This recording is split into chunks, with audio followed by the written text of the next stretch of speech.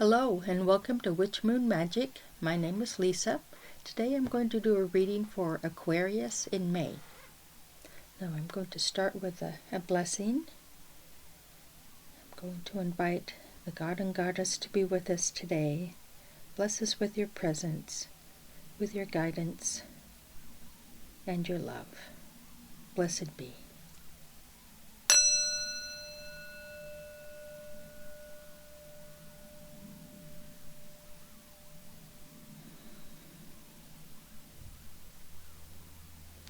Okay, we'll set that aside and get our cards shuffled. And like I said, we're going to do a reading for Aquarius in May.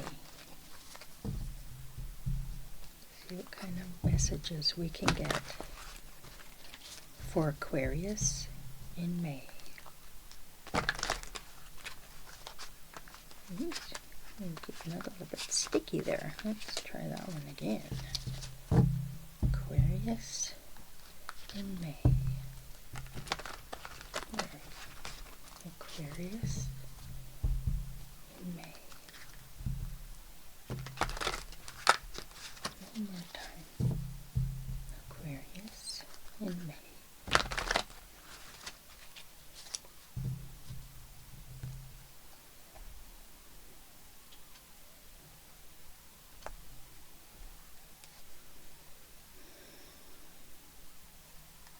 Now I'm going to lay the cards out in a Celtic cross and we'll go through them together.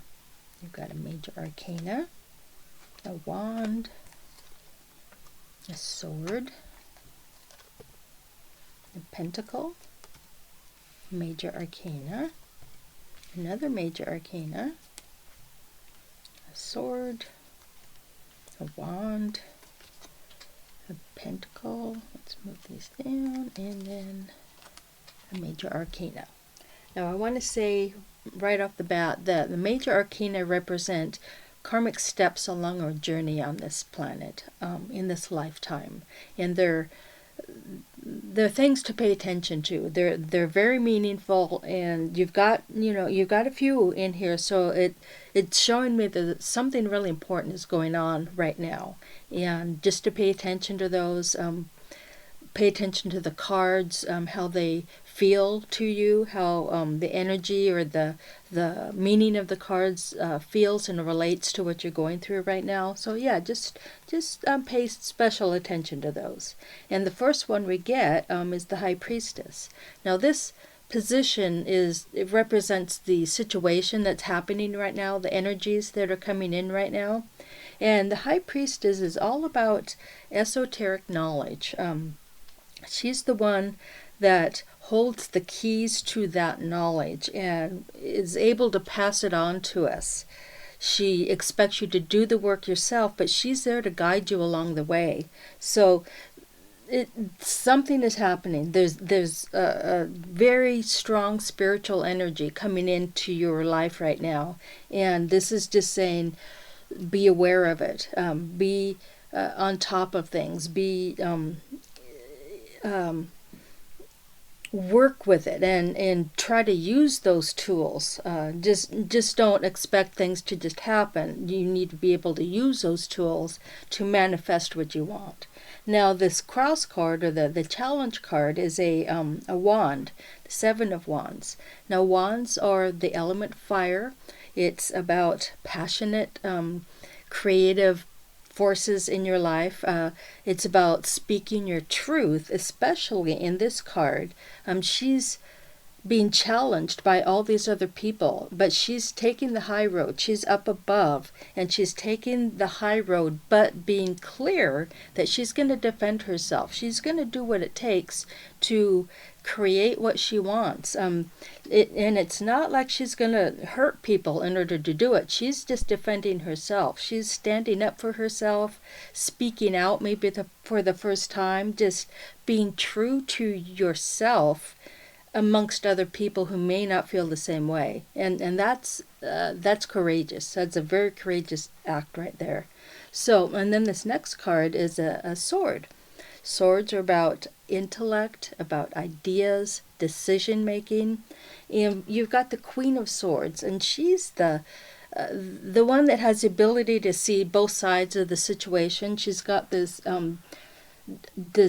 sword that is upraised, that represents that she can see both sides. She knows what's going on. She can understand and discern the best course of action, because she knows the complete situation, just not one side of it. And this position is this energy that you're aware of right now, and it's kind of affecting the whole situation, but it's because you have this ability now to see both sides, to make a clear decision. So you've got that very strong intellectual energy behind you right now, just helping you focus and keep things moving along the right path. Now, you've got a pentacle down in here in this lower position. This position is more of the unconscious mind, what's going on behind the scenes. You may not be aware of it, but it's also an energy that comes up deep within us. It's something we come into this world with. It's like a root, the root of our being. And pentacles are about the earth realm. It's about abundance and wealth and health, feeling physically secure, that kind of thing.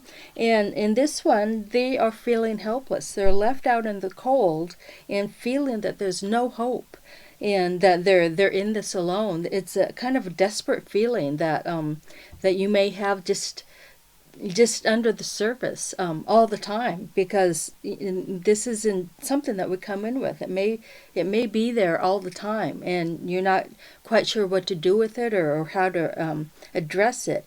But in this picture, they've got this building here that is lit up with lights, and she's got this lantern here, and it represents that there is hope. There is light at the end of the tunnel. There is help available. You just have to keep moving forward and trust that there is help for you, and not give in to the despair that you're feeling momentarily. So that's just something to pay attention to, that there could be this underlying feeling of despair and hopelessness. Now, this next card, another major arcana, this position is something you just come out of, something you are finishing up right now as you move on to the next phase. This is the Tower card. The Tower is all about disruption, turning your world upside down. The foundation has gone out from under this tower, and it's in the process of falling. So there's a major change happening. The fact that this witch is here with her wand is kind of wicked up a little bit. We don't know whether she caused this or not. And basically it's saying that if you don't do the change is going to happen anyway. If you don't move forward in the direction you need to, it's going to happen anyway, and it may be more difficult to deal with if you're not in control, if you're not aware of the changes happening. Now we come into another major arcana in the near future, the Strength card, and this is there's this underlying feeling I'm getting that big change, big energy is happening, but it's about being able to harness that energy, and that's what the Strength card is saying. She's closing the mouth of this lion here, and then she's trying to control this tornado behind her with her wand, and it's all about this huge energy that's coming. The Strength card is all about, it's like wands on steroids. It's this huge energy that comes in to change things. I mean, it knocked over this tower, basically. And so, but she's learning to harness that energy, not let it just get out of control, because this is what happens. Things get knocked down. Chaos ensues. But if you're in control of it, you can harness that energy to create what you want. Now, the card down here, it's just another sword, and it is about how you're feeling, about how you are sensing the situation right now. The Ten of Swords is completion of that. It in this sense, there's a lot of worry, a lot of anguish that has gone on, and I see it in this card a lot. All these swords represent ideas and thoughts and things that you have like running like a loop in your head, and you're done now. It's like they're all in your back, but you are still alive. It's just you're finished with it. You've been worrying and dealing with this for so long. You just want it to be done and move on to the next thing. The sun is setting here, but it can also be a rising sun. So in fact, it's the end and then the beginning of something new. Now, this card represents what people are seeing about you, what people you relate to, people you're intimate with, your close family and connections. It's how you relate to people. And this is a card of celebration. The wands are all about that fire and that passion. In this one, it's used in a positive way, in a creative way, and you're joining with other people to celebrate that. You created something with this group of people, and they sense that, they understand that too, and it's just a celebration card. Now this next one is another pentacle. So it's about the physical world. It's about abundance and wealth, health, all of that. And in this one, she is sitting in a garden, reading a book with her bottle of wine, and it represents being able to relax and enjoy what you've manifested so far. Because it's a 9 and not a 10, it's not complete. It's not the completion of this cycle. But you're at a point where you've created all of this. You've grown this apple tree. You've grown this lush garden, and now you can sit back and enjoy it for a while. So that's what you're hoping for, just to have that space, just to have that feeling of security that you don't have in this one, that you are trying to work through this card and find this abundance and this peace of mind, peace of heart, that you're longing for. And then we have a major arcana for the final card. And if there wasn't a major arcana, I would have picked a couple more cards until I found one, hopefully. But since it's here, this is kind of saying this is the outcome. This is likely going to happen once you are able to harness this energy, let go of the fear of hopelessness, and you'll find your bliss. The Judgment card is all about walking the true path for you and finding the bliss and the joy in that. In the traditional decks, it's people being raised up out of their crypts by Gabriel blowing his horn into new life, into rebirth. And that's what this is saying. She's in that blissful rebirth period. It's a whole new life opening up for her, once you're able to harness this energy. I want to pick a couple cards from the bottom. Sometimes that gives a little bit more underlying energy. And we've got 2 pages and a 10 of wands. Pages are all about new energy coming in, new beginnings, and these ones in particular are at a crossroads. They're deciding what path to go on. It's a pentacle and a wand, so it has to do with your ability to manifest what you want and then follow your passions at the same time. So you're harnessing those energies and being able to bring them together to manifest. But the problem that could occur is, let me put it up to the camera, the 10 of wands. He is carrying too many wands, going uphill. He's struggling. You can see it in his face. So this is about being discerning enough to know what to let go, that you can't take it all with you.